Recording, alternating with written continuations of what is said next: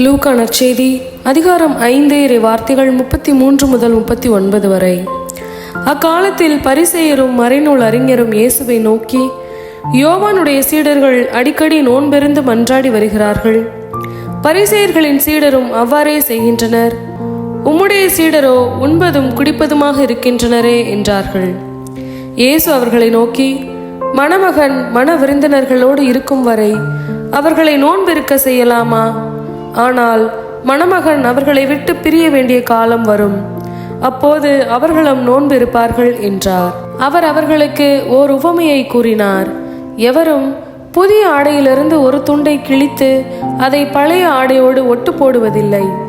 அவ்வாறு ஒட்டு போட்டால் புதிய ஆடையும் கிழியும், புதிய துண்டும் பழையதோடு பொருந்தாது. அதுபோல பழைய தோற்பைகளில் எவரும் புதிய திராட்சை மதுவை ஊற்றி வைப்பதில்லை. ஊற்றி வைத்தால் புதிய மது தோற்பைகளை வெடிக்க செய்யும், மதுவும் சிந்தி போகும், தோற்பைகளும் பாழாகும். புதிய மதுவை புதிய தோற்பைகளில் தான் ஊற்றி வைக்க வேண்டும்.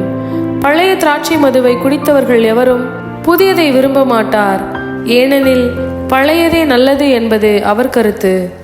இது ஆண்டவரின் அருள்வாக்கு. இறைவா, உமக்கு நன்றி.